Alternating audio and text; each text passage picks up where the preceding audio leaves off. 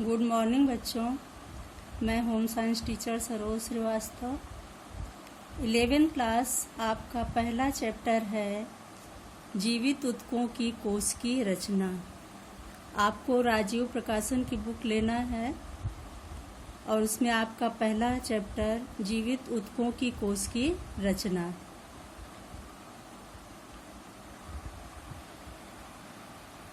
सृष्टि की समस्त रचनाएं सजीव और निर्जीव दो प्रकार के पदार्थों से हुई है। सजीव जिसमें जीवन पाया जाता है और निर्जीव जिसमें जीवन नहीं होता है। संसार में जितने भी सजीव प्राणी हैं उन्हें दो भागों में बांटा गया है, वनस्पति और जंतु। वनस्पति यानी पेड़ पौधे। पेड़ पौधे भी सजीव होते हैं। एक बीज से पौधा तैयार होता है, पेड़ होता है। फिर एक दिन वो पेड़ निर्जीव होकर गिर जाता है और अपने समान उसके फल से या बीज से उसके समान दूसरा पेड़ तैयार होता है, पौधा तैयार होता है। ये तो वनस्पति हुआ सजीव में। और दूसरा जंतु। जंतु में अनेक प्रकार के जीव जंतु हैं, लेकिन उसमें मनुष्य एक अद्भुत रचना है ईश्वर की और सर्वश्रेष्ठ रचना है।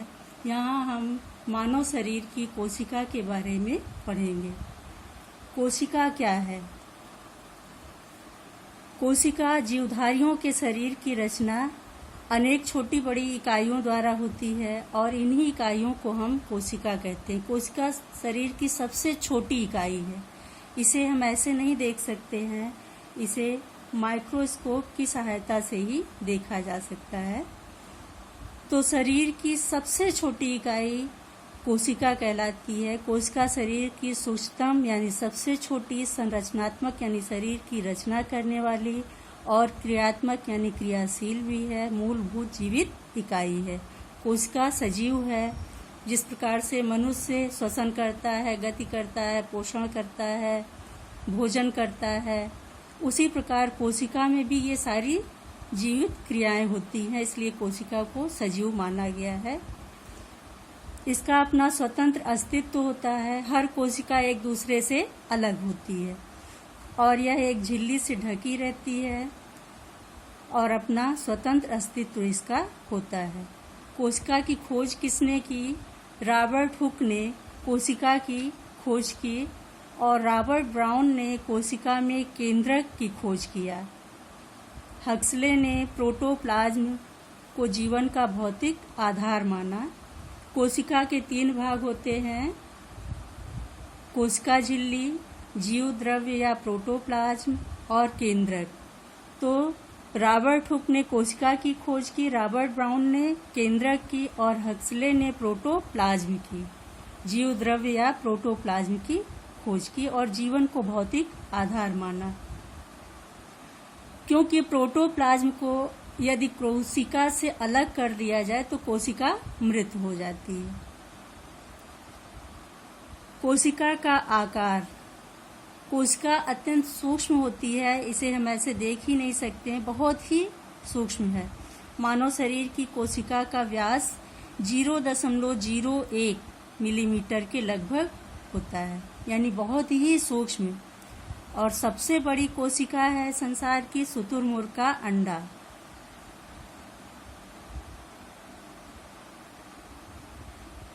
ये 7.10 सेंटीमीटर का होता है और भार लगभग 1 किलोग्राम इसका होता है। ये संसार की सबसे बड़ी कोशिका है। कोशिकाओं का वर्गीकरण। वैसे तो रचना में कोशिकाएं लगभग एक समान ही होती हैं, लेकिन मूल रचना इनकी एक समान होती है, लेकिन आकार के और कार्य के आधार पर ये अलग अलग हैं और आकार के आधार पर कोशिकाओं को अलग अलग वर्गों में विभाजित किया गया है। तो सबसे पहली है हमारी रक्त कोशिकाएं। रक्त कोशिकाएं गोल आकार की होती हैं और रक्त कोशिकाएं 2 प्रकार की शरीर में पाई जाती हैं, श्वेत रक्त कणिकाएं, लाल रक्त कणिकाएं। इन्हें ही रक्त कोशिकाएं कहते हैं। लाल रक्त कणिकाएं गोल टिकिया के समान होती हैं और श्वेत रक्त कणिकाएं जो होती हैं ये अनियमित आकार की होती हैं, अपना स्थान बना लेती हैं वो अपने अनुसार। दूसरा है पेशी कोशिकाएं। पेशी कोशिकाएं भी शरीर में दो प्रकार की पाई जाती हैं, ऐच्छिक पेशी और अनैच्छिक पेशी। ऐच्छिक पेशी कोशिकाएं ये हमारी इच्छा अनुसार जिन अंगों की पेशी कोशिकाएं हमारी इच्छा अनुसार कार्य करती हैं वो ऐच्छिक पेशी कोशिकाएं कहलाती हैं, और कुछ अंग ऐसे होते हैं जो हमारी इच्छा के अनुसार कार्य नहीं करते, निरंतर अपना कार्य स्वतः ही करते रहते हैं, उन अंगों की कोशिकाएं अनैच्छिक पेशी कोशिकाएं होती हैं। तीसरा है अस्थि कोशिकाएं। अस्थियों का निर्माण करने वाली कोशिकाएं अस्थि कोशिकाएं कहलाती हैं। इनका आकार अनियमित होता है। इनके अस्थि कोशिकाओं में सूक्ष्म रेशे जैसे निकले रहते हैं और एक दूसरे में फंस करके ये अपना आकार नियमित करती हैं। कुछ छोटी छोटी जैसे कांटे के समान रचनाएं इसमें निकली रहती है, रेशे निकले रहते हैं, और रक्त कोशिकाओं और तंत्रिका द्वारा चारों ओर से ये घिरी रहती हैं। इनका केंद्रक थोड़ा बड़ा होता है। अगली है तंत्रिका कोशिकाएं।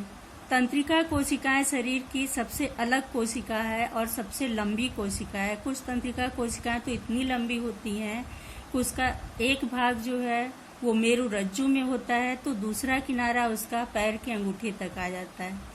तंत्रिका कोशिका की ये विशेषता है कि ये जीवन में सिर्फ एक बार बनती हैं। भ्रूणावस्था यानी बच्चा जब माँ के गर्भ में होता है तभी ये कोशिकाएं बन जाती हैं। ये केवल आकार में बढ़ती हैं, संख्या में नहीं बढ़ती हैं। तंत्रिका कोशिकाएं शरीर की समस्त संवेदनाओं को ग्रहण करके, बाह्य संवेदनाओं को ग्रहण करके मस्तिष्क तक पहुंचाने का कार्य करती हैं और मस्तिष्क से प्रेरणा पाकर अंगों को कार्य करने का आदेश देती हैं। तंत्रिका कोशिकाएं हमारे शरीर की सबसे महत्वपूर्ण कोशिकाएं हैं।